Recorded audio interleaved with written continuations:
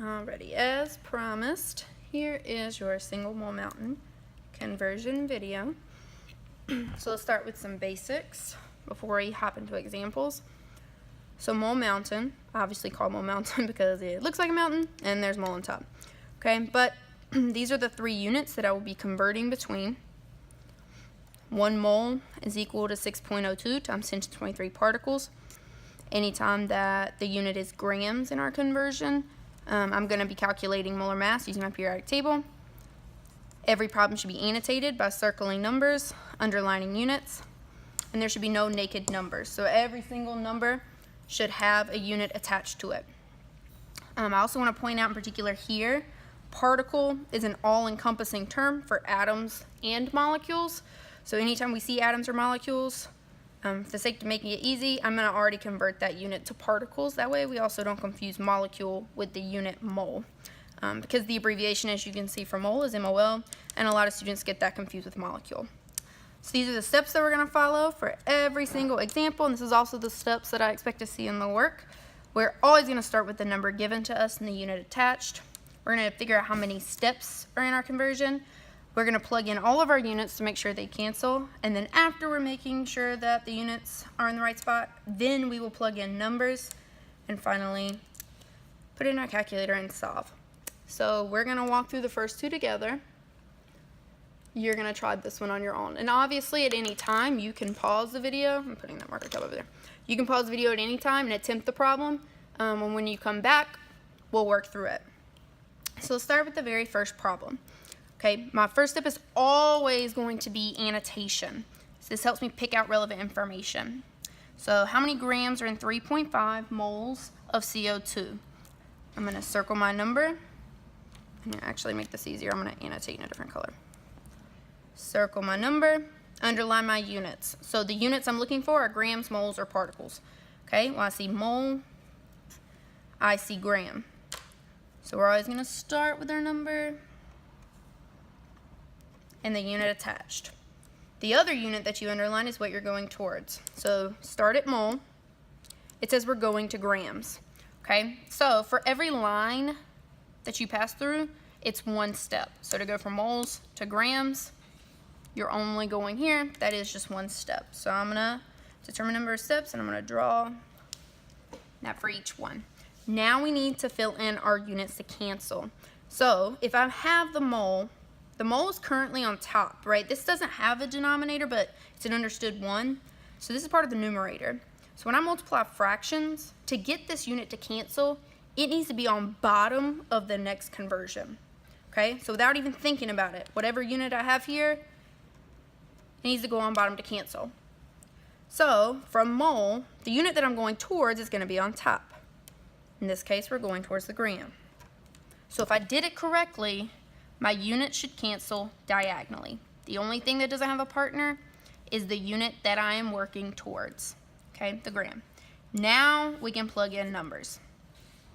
The mole for single mole mountain problems is always going to be 1 because this is looking at a gram to mole relationship, which is molar mass. So we want to know if we have 3.5 moles, I need to figure out how many grams are in 1 mole of it to figure out how many grams there are. So everywhere we see mole, we're going to put 1.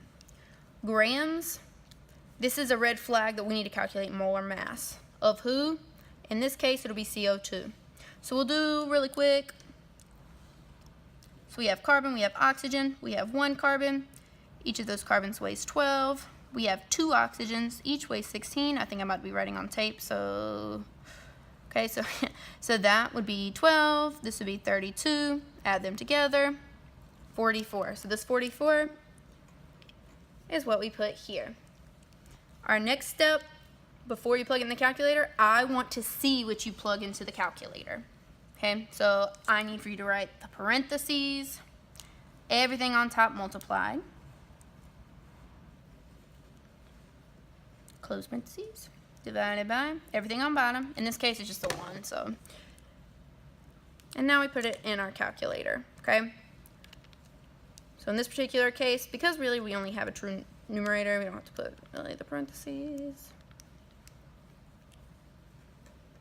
Okay, so no naked numbers, 154 what? The only unit that didn't cancel was grams. that'd be my final answer. So now let's look at the second. Again, if you want to try the second one yourself, you can pause it. When we come back, we'll have it all worked out for you. So first step, always annotation. Circle my number, underline any units. I see grams here, molecules here. So we always start with the number that's given to me. And we are going towards the other unit we underlined that didn't have a number, molecules. Remember, molecules is part of particles. Okay, so we're starting here at grams and going towards this. You cannot go where there's not a path. So this is going to be 1, 2 steps.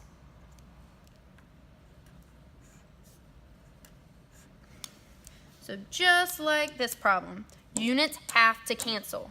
They have to cancel diagonally. So if it's on top here, automatically grams will go here. Don't even think about it. From grams, I can't go just straight to particle. Instead, I have to go to the mole first. So on bottom is what you're coming from. On top is what you're going towards.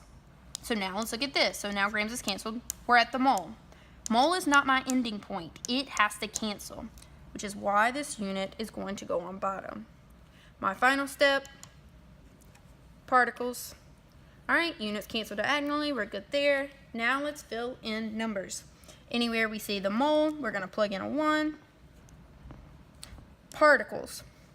1 mole of any substance has 6.02 times 10 to the 23 particles. This is a fixed value. And again, if you forget where to put the numbers, like if you don't know where to put beside mole or particle, read that conversion factor out loud to yourself. It would not make sense to say 1 particle per 6.02 times 10 to the 23 mole. Instead, there are this many particles in this mole. In the same vein over here, grams, just like this problem, tells me molar mass. So it means this one I have to find the molar mass of NaCl, which is easy because that's only 2 elements. So I have to say Na, and I'm going to just do it over here. Na, there is only 1 of them. Chlorine, there's only 1. Each of the sodiums weighs 23. Each of the chlorines weighs 35. And, okay, so I know those off the top of my head, but I think everybody's good with this, but just to make sure, Na, this is the 23 that I'm getting. 35 for chlorine, you're looking at the mass and rounding it to the whole number, okay? So here we have 23, 35, add that up. We got 58 grams. Okay, so I want you to make sense of this number and predict. So if I'm asking you how many molecules there are in something, molecules are super small. There's no way I'm going to be asking about just a few of them. So my answer here, I'm already anticipating that it's going to have an exponent. It's going to be a large value because molecules are so small, okay? So that's the first thing. Second thing, if I know 1 mole of sodium chloride is 58 grams, and I have 120 grams of this, I have more than 1 mole, which means my final answer should be bigger than this number if that's how many particles are in 1 mole. So now let's set it up. Everything on top. And again, I know that you don't need the 1, but I'm putting there as a placeholder so you see where all these numbers are coming from. Divided by new set of parentheses. So when we plug that into the calculator, and again, I want you to get in the habit of using parentheses, because the ones that have the molecules on bottom, if you don't use parentheses correctly, it will not do the correct order of operations. And it depends on which calculator you use, how you do the exponents for the graphing calculators. I just use the caret.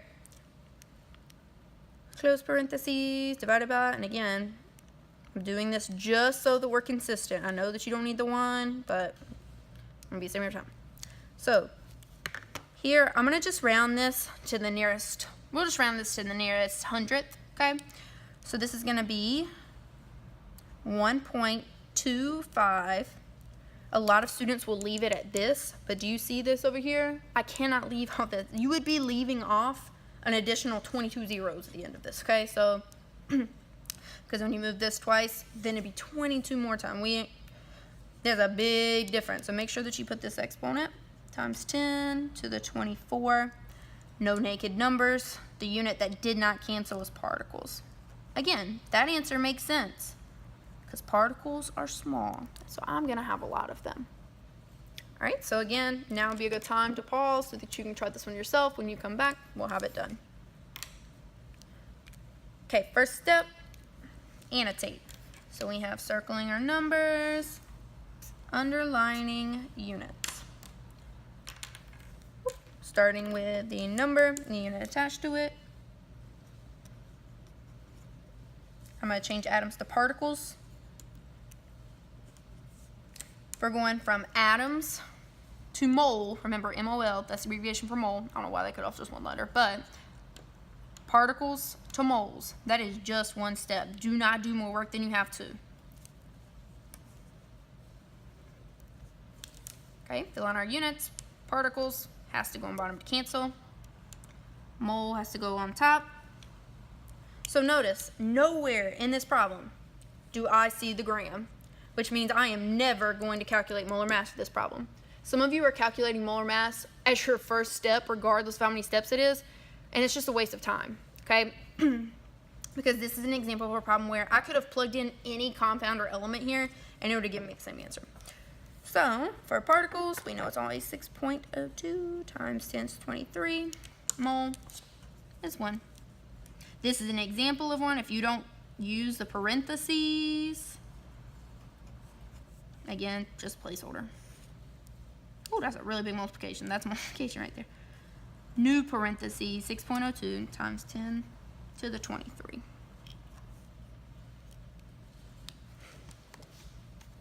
So if I put this in the calculator, parentheses, 4.2 times 10 to the 21st, this is a different exponent, and times 1, divided by new parentheses. This is where people mess up. This is the exact parentheses that gets left off all the time.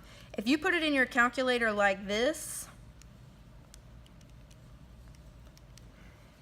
your calculator is going to do its own order of operations. So it's going to divide by this 6.02 and then multiply by this, but we want this to operate as a whole unit, okay? So I am going to put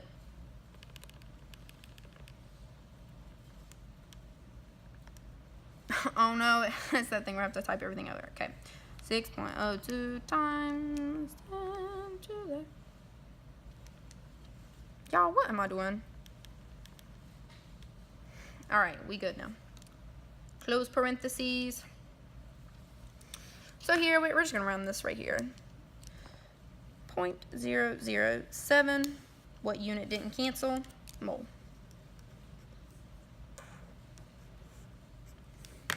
And there you have it.